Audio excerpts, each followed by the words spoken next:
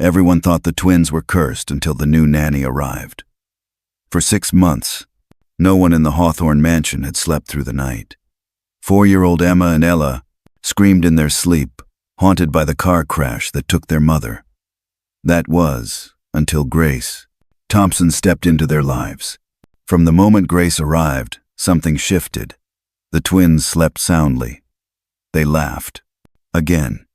Even the icy walls of grief surrounding billionaire widower William Hawthorne began to thaw, but not everyone was pleased. Margaret, the family's longtime housekeeper, accused Grace of drugging the girls. "It's not natural," she spat. "No one goes from nightmares to peace overnight." Grace didn't flinch. Calmly, she offered to install cameras in the girls' room and even shared video footage of their bedtime routine. It wasn't medicine. It was method grounded in her background in pediatric trauma psychology.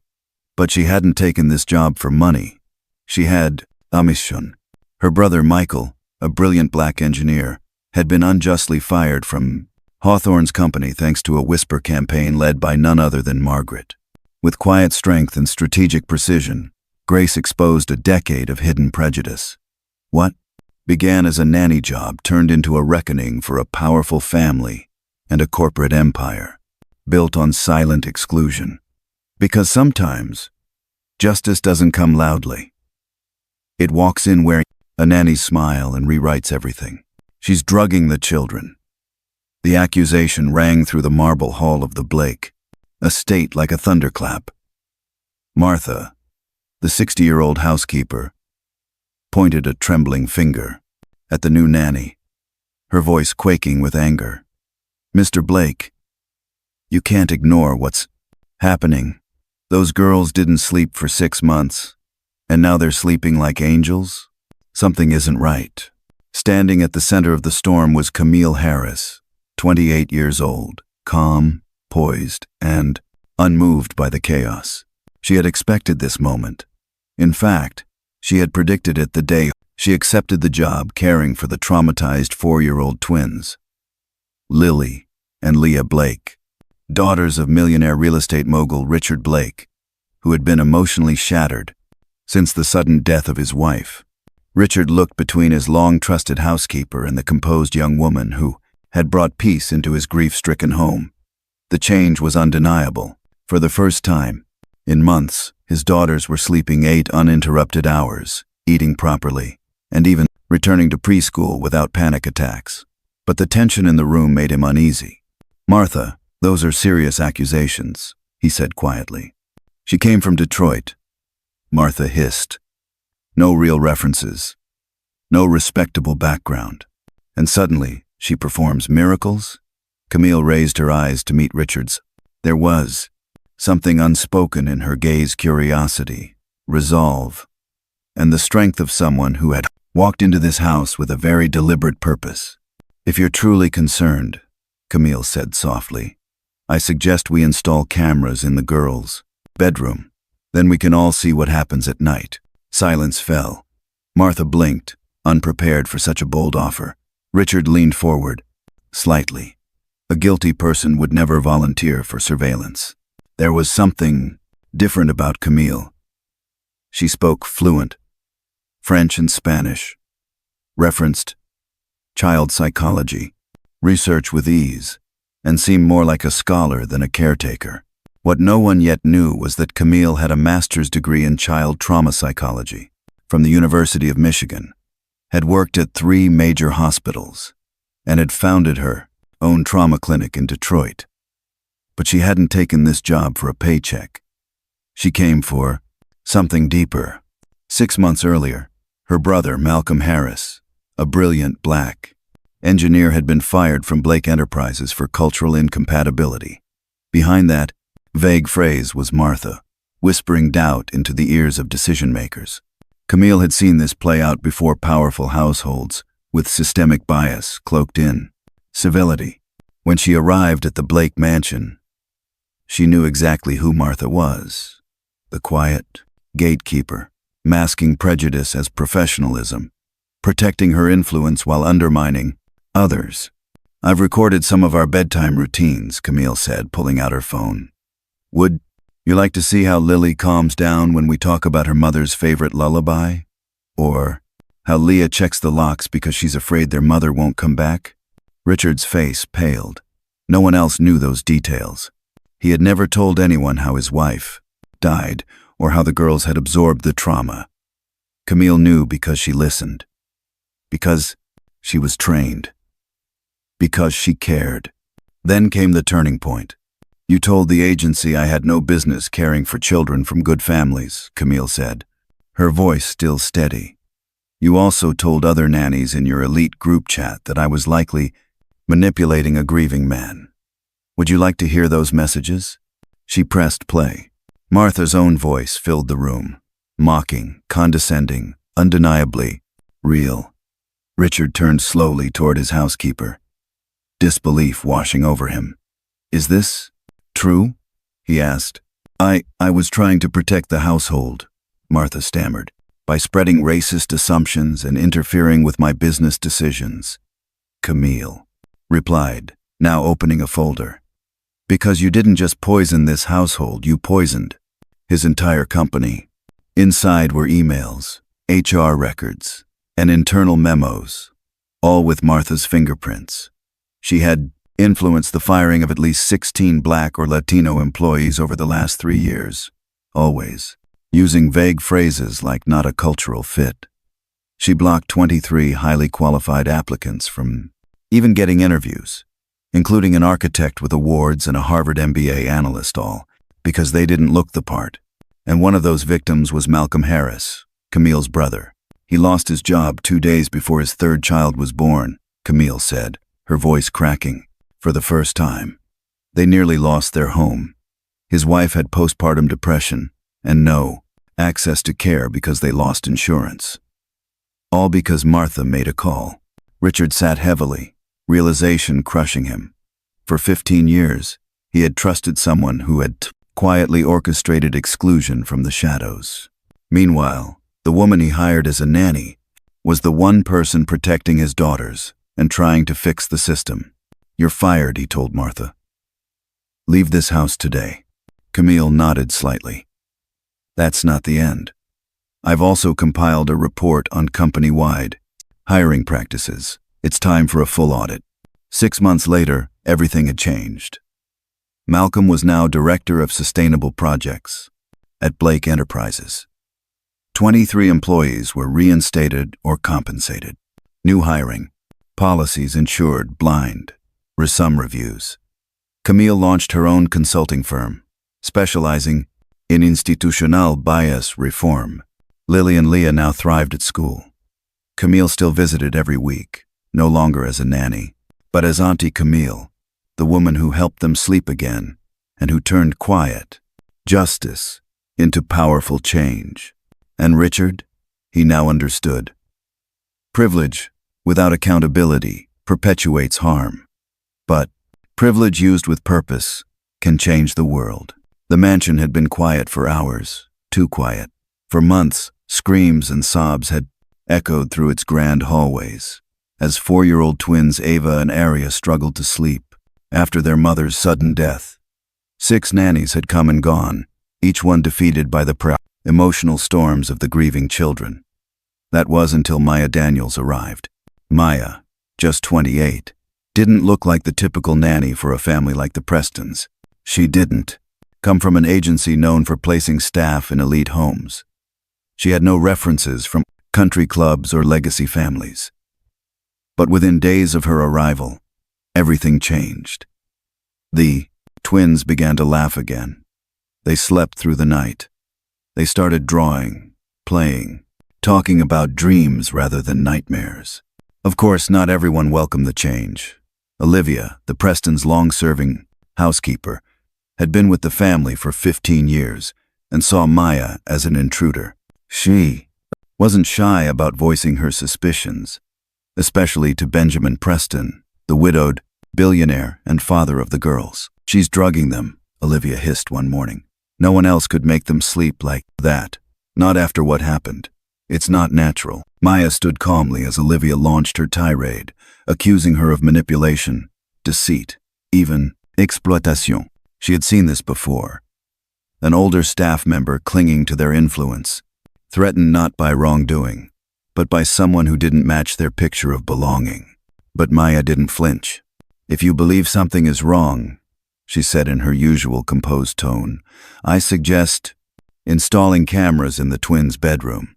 I've also recorded portions of our nighttime routines for documentation purposes. Would you like to review them?" Olivia was stunned. Guilty people don't volunteer for surveillance. Benjamin watched the exchange with uncertainty. He had seen a remarkable transformation in his children. For the first time since his wife's tragic accident, Ava and Arya were calm, joyful, alive. But Olivia's doubts stirred something in him. Why was Maya, clearly overqualified, working as a nanny? The truth came out slowly, and then all at once. Maya wasn't a nanny by profession.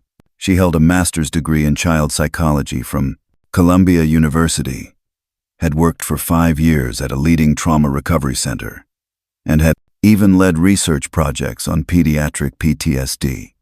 So why was she caring for 2 children in a mansion? Because 6 months earlier, her older brother, Dr. Noah Daniels, had been fired from Preston Properties under the vague justification of cultural misalignment. He had been the lead, the designer behind their eco-housing expansion, a project Benjamin had praised publicly. But, privately, behind closed doors, Noah had been pushed out after a phone call from someone who whispered concerns about his fit within the brand. That someone was Olivia. Maya had uncovered emails, text messages, even audio clips where Olivia criticized Noah for being too urban, and warned senior staff that families like the Prestons needed people who understood traditional values. And she didn't stop with Noah. Maya revealed a full report, documenting 16 other dismissals or demotions of Black or Latino employees over the past 3 years, each one preceded by a recommendation or comment from Olivia. The pattern was clear. So was the prejudice. Benjamin sat in shock as Maya calmly presented the evidence, laying out a spreadsheet of blocked hires, leaked private information, and deliberate sabotage. Olivia had used her trusted position in the household to influence not only domestic matters, but corporate decisions, affecting hundreds. When confronted, Olivia defended herself in the only way she knew how. "I was protecting the family. You don't understand what it's like when outsiders come in and change everything." Maya responded quietly, "I'm not here to change everything. I'm here to stop injustice and to give 2 little girls a safe, loving space to heal." The tension broke only when Ava and Arya ran into the room with drawings they had made. Pictures of Maya reading bedtime stories, helping them look at stars, singing lullabies. Their happiness was undeniable. Their recovery, tangible. Benjamin looked at the woman who had restored peace to his family. "You came here for justice," he said, "and you gave us healing." He immediately dismissed Olivia from the household and announced a full audit of Preston Properties. Over the following months, 20 former employees were reinstated or compensated. 5 senior managers were terminated for participating in discriminatory hiring. The company adopted a blind recruitment system. Noah Daniels returned as Director of Inclusive Design. Maya, meanwhile, used the documentation she had gathered to launch a consulting firm focused on institutional bias correction, working with schools, hospitals, and corporations to reform embedded inequalities. She still visited Ava and Arya weekly, not as their nanny, but as a mentor and beloved friend. The twins adored her. They no longer saw her as the woman who helped them sleep, but the letter, one who taught them how to feel safe again. Benjamin Preston learned that the true threat to his family hadn't come from outsiders, but from silent prejudice inside his home and company. And the true savior didn't wear a title of power. She wore quiet dignity and carried the truth, because real transformation doesn't come from shouting. It comes from documenting, exposing, and building something better from the ashes of injustice. N-U-B, N-mu, N-T-D, I-dung. N, N, N, Ka, B, N, YouTube C, M, D, N, Hokatrin, M, NK, Tetrui, NCMH, NG, B, Enzima, NTILM Topekong, Do In Van, Dongai, 800-900 Ti, Win, TB, Neng, An, Do, Atran B, Content Bun, Nan, CPV, TMTTS, 4, TTC, NHNV, TDU, CD, ITNN, IDung, Do, CG, Nguyen NVC, S, Lin Katat. It began with a dance. A simple question from a partially paralyzed boy, and a waitress brave enough to say yes. 10-year-old Liam Anderson hadn't spoken much since the accident that took his mother and left him partially paralyzed on his right side. That night, at the lavish Astoria restaurant, surrounded by glittering chandeliers and silent judgment, he reached out his hand to someone. No one expected Nina Brooks, a black waitress with a gentle smile and steady eyes. "Would you dance with me?" he asked quietly. Everyone froze. The manager rushed to intervene, whispering sternly, "Not in uniform. Not now." But Nina didn't hesitate. She looked at Liam, then knelt down. "Only if you lead," she whispered with a wink. As the music swelled, Nina held Liam's hand and helped him take a single unsteady step, then another. The room, filled with wealthy guests and polished manners, watched in silence as the boy they pitied found joy again, one slow step at a time. At the corner table, his father, Thomas Anderson, billionaire CEO of Anderson Global Holdings, watched, stunned. Known for his cold logic and relentless ambition, Thomas hadn't smiled in years, not since losing his wife, not since his son withdrew into silence. But as he watched Nina dance with Liam, something inside him cracked. He saw his son laugh, and in Nina's eyes, he saw his wife's compassion reflected. The next morning, Thomas summoned Nina to his office. "Name your salary," he said bluntly. "I want you to help my son." But Nina refused.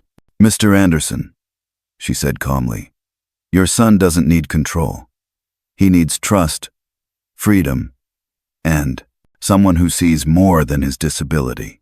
He didn't understand yet. Nina invited him to visit Hope Moves, her underfunded dance program for children with physical challenges. When Thomas arrived, he expected chaos. What he saw changed. Everything. Children in wheelchairs doing choreography. Teens with prosthetics twirling to jazz. One girl with cerebral palsy guiding a blind boy across the room with nothing but rhythm and instinct. And there, in the center, was Liam smiling, free, and leading. Thomas watched Nina teach, support, and never once take over. He saw how she treated each child not as a project, but as a person. Then he noticed something else. Pinned to a corkboard near the mirrors was a research paper titled Neurological Recovery Through Adaptive Kinetics, Empowerment in Motion. The lead author, Dr. Nina Brooks. She wasn't just a waitress.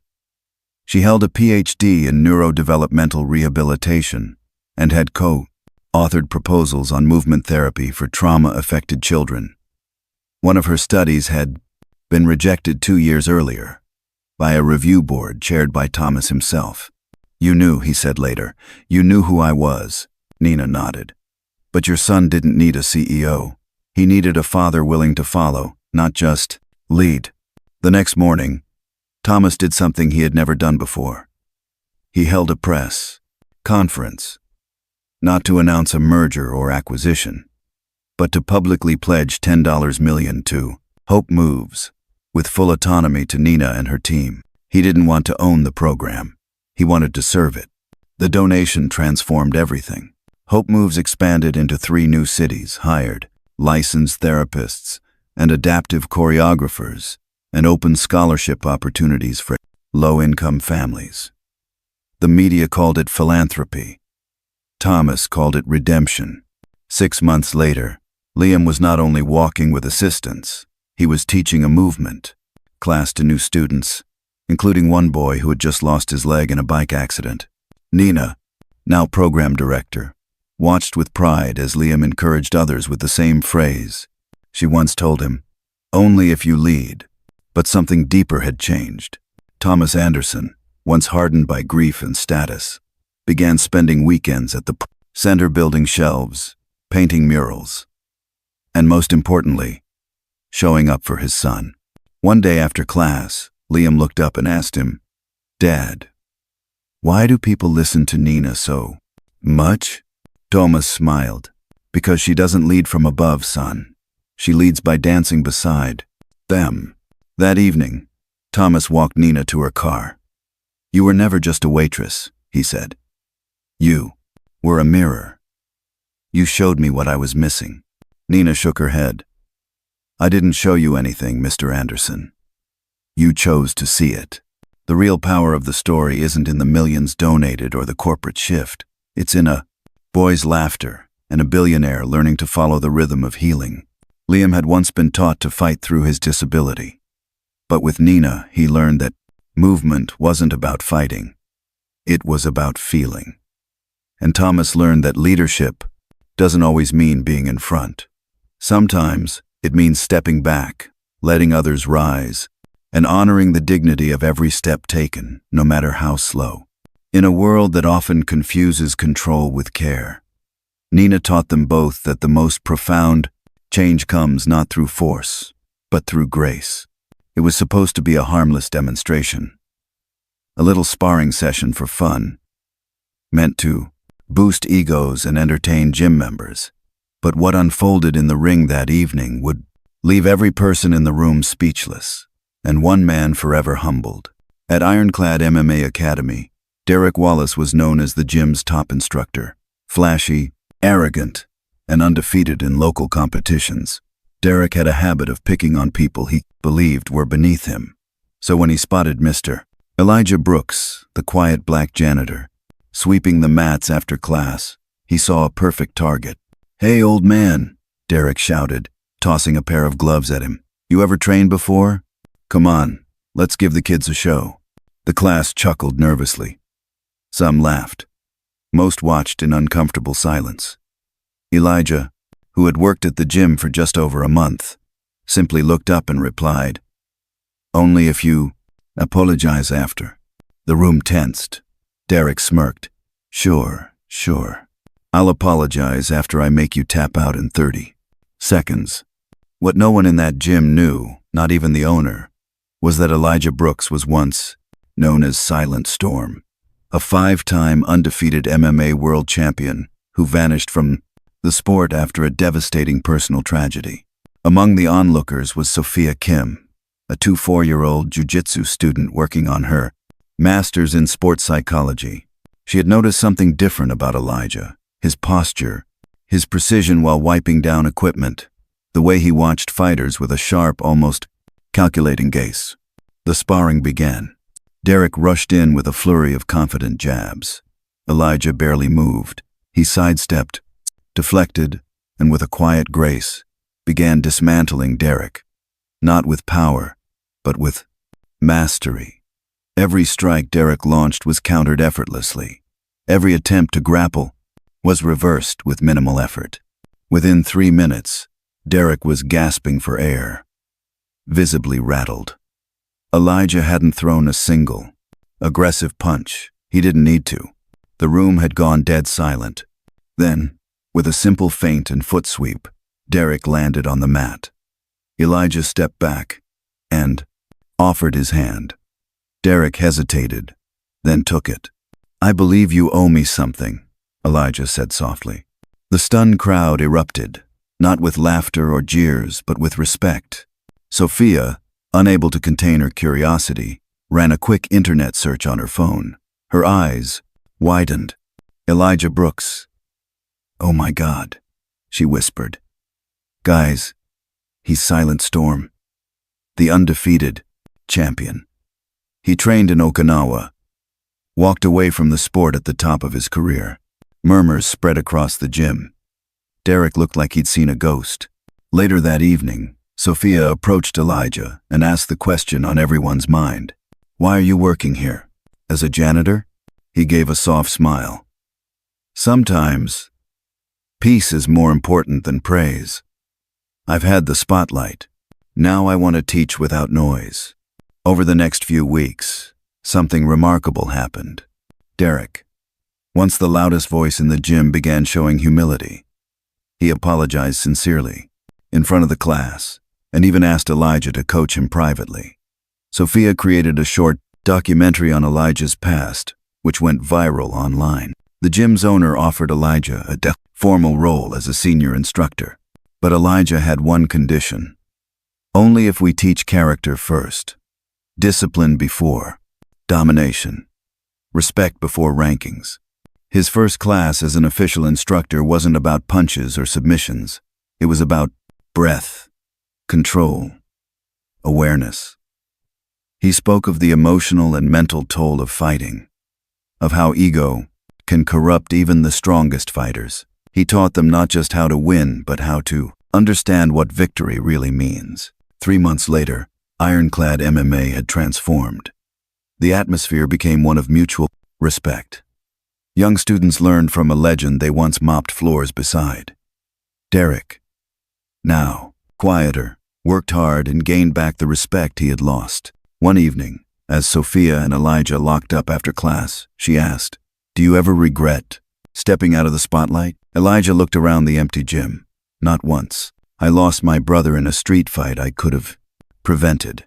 I walked away from fame to make sure I'd never teach violence without purpose." Again, Sophia nodded. "You didn't just teach us how to fight. You taught us how to be human." The story of the janitor turned instructor became a local legend. Schools invited Elijah to speak. Youth programs asked him to lead anti-violence workshops. His presence changed. More than a gym, it reshaped a mindset. And Derek? He started coaching inner-city kids for free every Saturday, always telling them about the day he got humbled by a man with a mop and gloves. Because true strength isn't loud. It walks softly. It teaches with silence. And when it steps into the ring, it leaves dignity, not bruises. Moral: never judge a person by their job, their clothes, or how quietly they walk. Sometimes, the most powerful people are the ones who no longer need to prove anything. It all started with a phone call in Dutch. In the grand lobby of the prestigious Sterling Grand Hotel, everything had to be perfect. The marble floors gleamed, the staff moved like clockwork, and Zoe Mitchell, the quiet black housekeeper in a crisp uniform, wasn't supposed to be heard, let alone noticed. But that morning, as she answered a personal call during a break, she did something extraordinary. A guest had asked for directions in broken English, and Zoe responded fluently in Dutch. The room fell silent. At the top of the stairs, billionaire hotel magnate Richard Langford, owner of the Langford Hospitality Group, paused mid-step. He had grown up in Europe and knew Dutch fluency. When he heard it, intrigued, he asked the front desk who the woman was. "Just a housekeeper," someone muttered. But Richard didn't accept just when it came to talent. Later that day, he asked to meet her. When Zoe walked into his office, she expected reprimand. Instead, Richard asked her how many languages she spoke. 6, she said calmly. Dutch, French, Spanish, Mandarin, Swahili, and English. Stunned, he asked about her background. She revealed she had a degree in linguistics and had once worked as a cultural consultant before her mother's illness forced her to take on stable, low-profile work to pay the bills. Despite her credentials, she had been overlooked, dismissed, and told time and again she was overqualified or not a fit. Still, Zoe never complained. But not everyone wanted her recognized. Teresa Grant, the hotel's senior operations manager, and Edward Simmons, head of HR, had built an internal culture of nepotism and quiet discrimination. Promotions went to friends, relatives, or those who looked the part. Zoe had applied for higher roles 3 times, and had never even received an interview. After Zoe's meeting with Richard, whispers began. Suddenly, she was under scrutiny. Tasks were doubled, breaks denied, errors invented. But Richard was watching. He asked for Zoe's file and found glowing reviews and buried complaints she had never been allowed to respond to. Even more concerning, he found a memo from Teresa. Though polite and smart, Zoe may not represent our hotel's image to upscale clients. That night, Richard invited Zoe to assist in preparing for an upcoming multilingual international summit hosted at the hotel. Teresa protested. "We already have interpreters. We don't need a maid embarrassing us." But Zoe didn't embarrass them. She saved the event. When 2 interpreters failed to show, Zoe stepped in, calmly translating contracts, presentations, and diplomatic discussions flawlessly. Delegates from 5 countries praised her professionalism. Photos circulated on social media.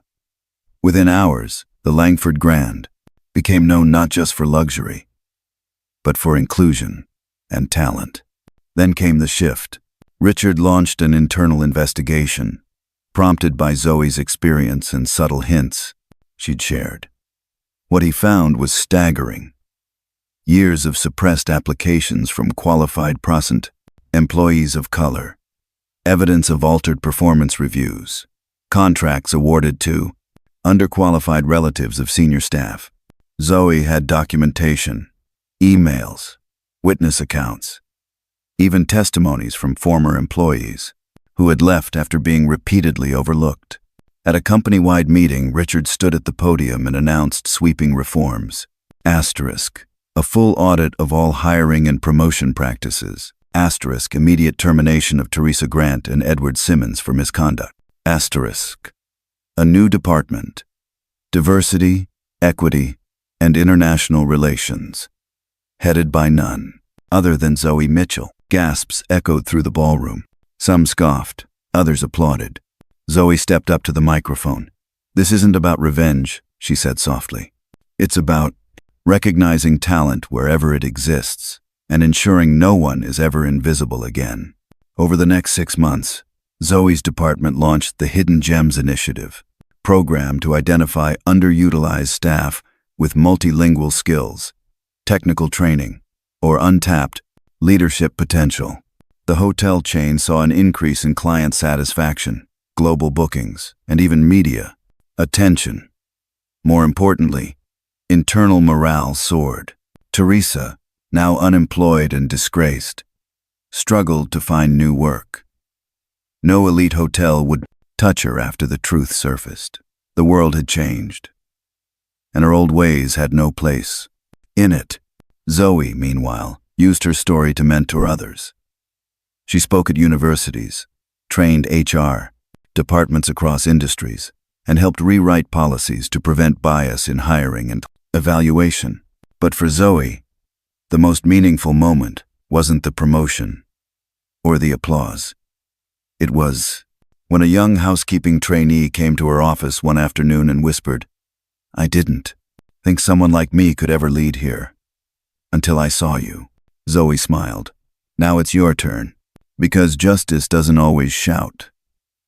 Sometimes it speaks quietly in perfect Dutch at exactly the right moment. And when it does, it doesn't just change one life. It transforms entire systems."